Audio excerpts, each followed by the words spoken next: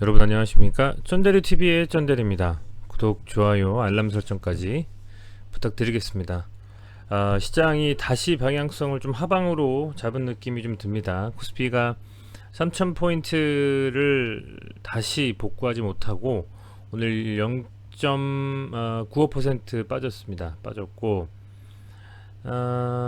코스닥도 980포인트로 1000포인트를 좀 사수를 못했고요. 결론적으로는 오늘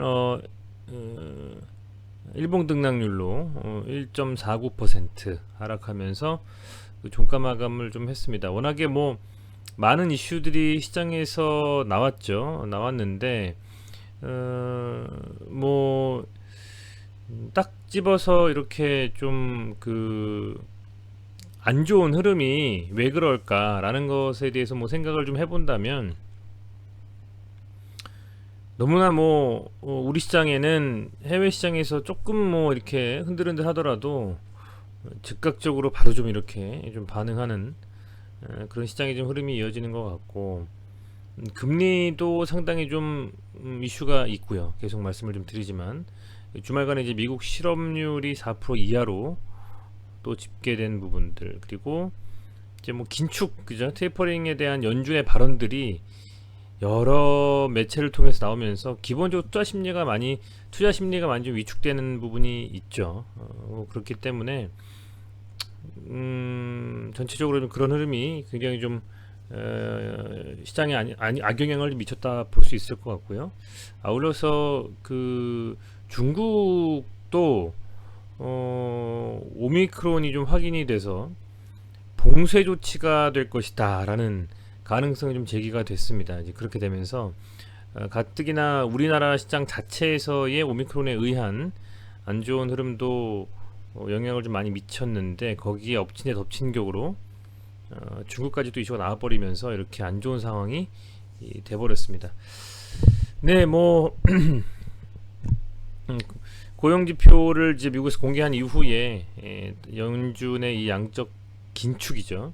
완화가 아닌 긴축이 다시 또 부각되면서 투심을 악화시키는 것이 뭐 오늘의 이유였다라고 볼 수도 있겠습니다만은, 가장 편하게 생각해보면 그렇죠. 이게 투자를 어쨌든 해서 수익을 보기 위해서 들어오는데, 그렇게 들어올 만한 긍정적인 요소들이 별로 없다라는 겁니다. 오늘 보시면 아시겠습니다만 기관까지도 코스피가 한 4,900억 정도, 5천억 가까이 매도를 했고요. 코스닥이 2,100억 정도 양쪽으로 좀 매도를 해버렸어요. 그렇게 되면서 기관도 나가고 외국인도 나간 상황에서 개인만이 좀 순매수를 했습니다만, 개인도 이제는 뭐 스마트하지 않습니까? 뭐 아무런 뭐 이슈와 재료가 없는데 무턱대고 살 리가 없죠. 이제 그렇다 보니 시장을 좀 끌어올릴 수 있는 힘이 부족했다라고 보시면 될 것 같습니다. 대내외적인 환경이 안 좋고 거기에다 자금도 시장을 받쳐줄 만한 흐름이 안 되고 하기 때문에 이제 그런 면들이 안 좋은 흐름을 보여줄 수밖에 없지 않았는가, 이렇게 생각이 되고요. 그나마도 많은 종목들 중에서 그나마도 이 오늘 장중에 초반에 뭐 한전기술이라든지 뭐 두산중공 이런 종목들, 원전 관련 종목들이 좀 그래도 좀 움직였죠. 보시면 이런 이슈가 어쨌든 나왔습니다.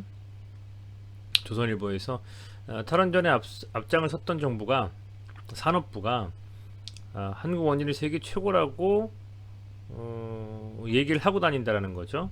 뭐 원전 건설비 경쟁보다 낮고 세계 최고 수준 안전성 갖췄다라고 언급을 하는데 국내에서는 지금 탈원전 때문에 관련 회사들이 상당히 좀 안 좋았죠. 두산중공 포함해서 이런 좀 이렇게 앞뒤가 좀 다른 행보를 좀 보이고 있다.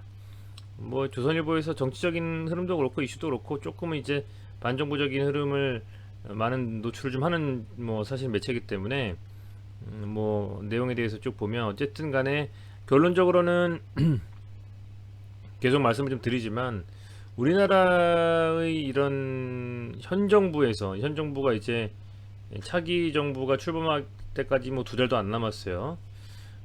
뭐 민주당이 계속 할지, 뭐 국민의당이 될지 국민의힘이 될지 뭐 아무도 모릅니다만은, 어찌됐건 차기 정부가 되기 전까지 두 달 정도가 남았고, 그 전에 이 정치적인 이슈로 원전이라는 한 꼭지가 분명히 있습니다. 그래서 이 부분들은 관심 있게 볼 필요성이 충분하다. 저는 그렇게 보고 있고요.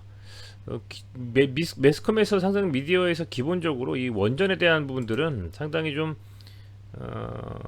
탈원전보다는 실제로 이 원전을 활용을 해야 된다라는 내용들이 굉장히 많이 지금 쏟아지고 있어요. 굉장히 많이 지금 쏟아지고 있고, 유럽의 이런 원전 확대 뭐 연일 드라이브 걸고 있다라는 기사도 나오고, 이런 것들이 장중에 계속 흘러나오면서 그죠? 긍정적인 흐름을 가져갈 수밖에 없었습니다. 오늘 주가 자체가. 근데 다만 시장 자체가 빠져버리면서 안 좋게 전체적으로 눌렸다라고 보시면 돼요. 여기서 아주 괜찮았었죠. 파이낸셜 뉴스에서 2025년에 자 탈탄 소비해 가지고 원전에 682조 원 투자해야 된다. 유럽연합 EU가 탈탄소 에너지 목표 달성을 위해서는 회원국들이 오는 2050년까지 원자력 에너지 총 5천 유로를 투자해야 된다고 밝혔다고 합니다. 이 기사가 아마도 제 생각에는 오늘의 여러 가지 이런 많은 헤드라인 중에서 가장 영향을 좀 준 게 아니냐라고 좀 생각이 됩니다. 여기 뭐 매경 이코노미에서도 기사가 좀 나왔네요. 그죠? EU의 신규 원전 투자 기대감에 원전주고 동방강세가 있었다. 이런 하나하나 기사에 물론 흔들흔들할 수는 있습니다만은 그게 중요한 건 아닌 것 같아요, 여러분들. 그것보다도 이 전체적으로 흐름이 이 원전에 대한 흐름이 시장에서 이 탈원전을 할 수는 없는, 탈원전을 계속 밀 수는 없는 환경으로 계속적으로 노출이 되고 매스컴에서도 연일 언급이 되고 한다라는 점, 저는 그 점이 굉장히 좀 중요하다라고 보고 있어요. 그런 부분들을 지금 당장에는 뭐 주가가 눌리고 있는 상태이기 때문에, 눌리고서 조정 국면에 있는 상태고 뭐 하기 때문에 그렇다 손 치더라도 점점 아마 시간이 지나면 지날수록 서서히 방향성을 좋게 가져갈 거라는 좀 생각이 듭니다. 오늘같이 이렇게 뭐 0.95% 뭐 1.49% 빠진 날에도 그래도 이런 날에도 불구하고 이 원전 관련해서 두산중공업이라든지 한전기술도 오늘 어쨌든 뭐 1.94%로 마감을 했습니다. 윗꼬리 달고 어쨌든 21선까지 거의 터치해주는 흐름을 보였거든요. 시장에 밀리면서 밀렸다. 재료는 괜찮았는데 뭐 이렇게 볼 수 있을 것 같아요. 두산중공업은 뭐 21선 안착하면서 어쨌든 오늘 단봉 하나 나와줬고요. 내일 좀 한 번 더 나와줬으면 하는 바람이 있고, 두산 EUB라는 종목도 말씀을 드린데 오늘 윗꼬리 쭉 달고 거래량 조금 실리는 듯 했습니다만은 윗꼬리 쭉 달고 한번 이렇게 물량을 좀 흐름을 조금 바꾸는 듯한 느낌, 저는 그렇게 좀 봤습니다. 그래서 최근에 며칠간의 이런 흐름들 보면 외국인들이 조금 순매수를 더 하는 흐름을 보실 수가 있을 것 같아요. 두산도 그렇고 중공업도 그렇고, 그죠?